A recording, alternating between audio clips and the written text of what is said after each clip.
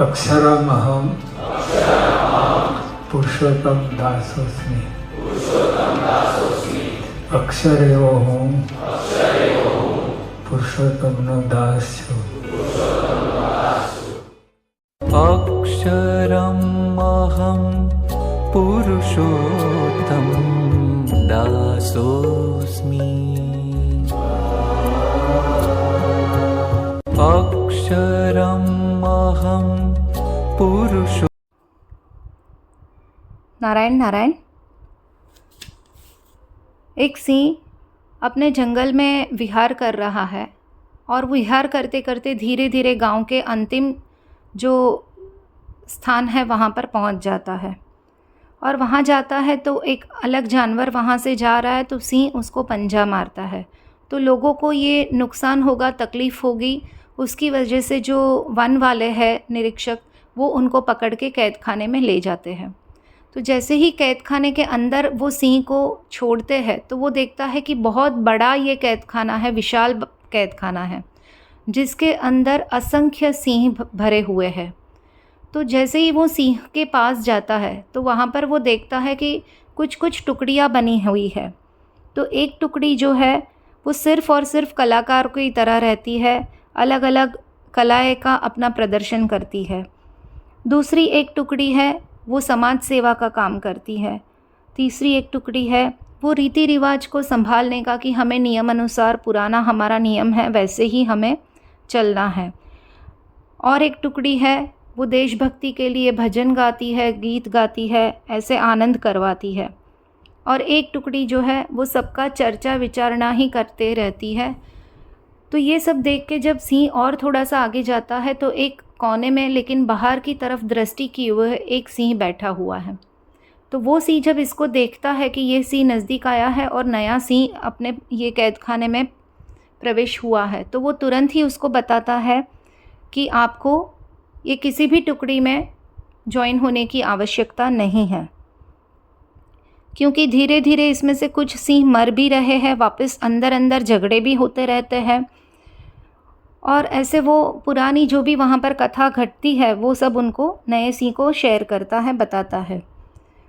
और सभी सिंह इसको बहुत आदर देते थे, क्योंकि वो कोई भी टुकड़ी पे नहीं था, तटस्थ भाव से वो रहता था। तो उसने बताया कि मैं किसी के भी ग्रुप मेंबर में शामिल नहीं हूँ, मैं स्वतंत्र हूँ और मुझे किसी के ग्रुप में दाखिल होना भी नहीं है। तो बोला कि क्यों ऐसे है?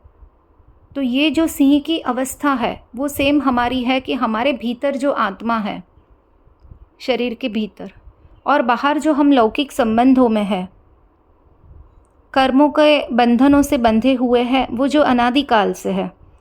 हमारे जो कर्म है उसके ऊपर ये जो आवरण है, उससे हमारा आत्मा ये कैद खाने में पूरा हुआ है। तो जैसे ही ये सिंह अपना वर्णन करता है वहाँ पर की जो परिस्थिति का, वैसे ही हम अपने जीवन में कहीं ना कहीं लौकिक में हम जुड़े हैं, सामाजिक कार्य में जुड़े हुए हैं, पैसा कमाने के लिए हम जुड़े हुए हैं, संबंधों की तालावेली बुरा ना लगे उसमें जुड़े हुए हैं।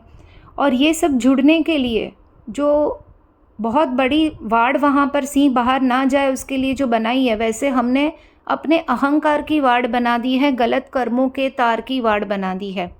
तो जैसे ही हम उसमें से बाहर निकलना चाहते हैं तो वैसे ही हमारे गलत कर्मों की जो वाड़ है, कांटों से भरी तार, वो चुभती है हमें। तो हमारा अहंकार वहाँ पर घवाता है। तो हम पैसे, हमें चाहिए भौतिक सुख, आज इतने विशाल प्रमाद में हो चुका है कि पहले की हमारी जो जीवन शैली थी और आज की हमारी जो जीवन शैली है उसमें बहुत बड़ा परिवर्तन है। तो सुख सुविधा हमें प्राप्त हुई है, लेकिन फिर भी कहीं ना कहीं मन की शांति हमारी नहीं हुई है। तो हम सेवा करते हैं, पैसा कमाने के लिए निकलते हैं, लेकिन वो जो पैसा कमाने के लिए जब जाते हैं तब हमारे अंतर मन से जो भाव प्रकट होता है और हम जो कर्म कर लेते हैं वो एक अलग प्रकार का कर्म है। क्योंकि आज दिन जैसे जैसे समय निकलता जाता है वैसे अनीति का और भ्रष्टाचार का प्रमाण जो है वो बढ़ रहा है, जो हम सबको पता है। और उसी की वजह से जीवन के हर क्षेत्र में कहीं ना कहीं भेलसेल हो रही है।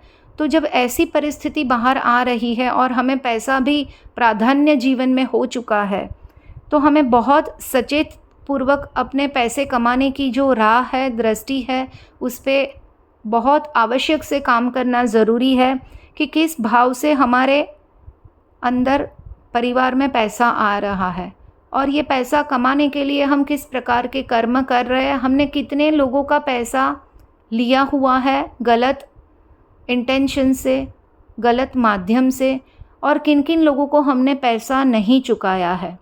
अगर ये दृष्टिकोण में हम अपने दृष्टि में रखें और परिवर्तन लाए तो धीरे धीरे हमारे परिवार में जो फाइनेंस आ रहा है, श्री महालक्ष्मी माता जी की जो हमारे ऊपर कृपा बनती रहती है, उसमें हमें परिवर्तन दिखेगा कि वो अखंड प्रवाह हमारे भीतर, हमारे परिवार के ऊपर बनता रहेगा और वो जो महालक्ष्मी माँ का प्रवाह रहेगा जिसका हम सदुपयोग भी कर सकते हैं।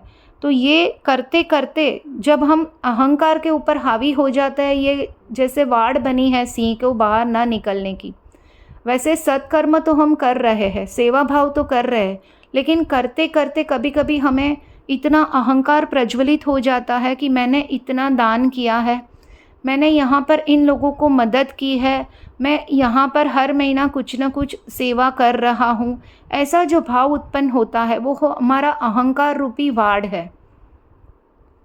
तो हम ये सतत सत्संग से जुड़ के, धर्म को पकड़ के, वो वाड़ को धीरे धीरे हमें नष्ट करते रहना है। वो रोज़ नई प्रकार से उगती रहती है वाड़, रोज़ हमें उसको नष्ट करते रहना है।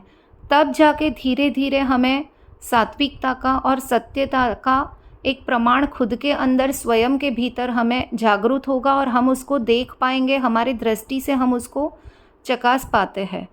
तो ये स्वयं के साथ स्वयं की जर्नी है। पैसा कमाने के लिए भी, चाहे आप घर पर भी रहते हो, फिर भी आपको जो भी माध्यम से पैसा आता है, घर के जो भी कमा के लाते हैं, वो किस माध्यम से आता है उसके ऊपर बहुत सचेतता पूर्वक हमें उस लक्ष्मी का देखना है कि कहाँ से आ रही है।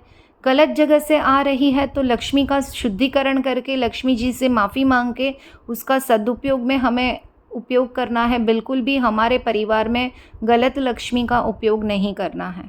तो ये छोटी छोटी चीज़ें अगर हम ध्यान में रखते हैं तो जो श्री महालक्ष्मी माँ की कृपा है वो इस तरह से अखंड हमारे परिवार पे बनी रहेगी। वही नारायण के चरणों में प्रार्थना। नारायण नारायण।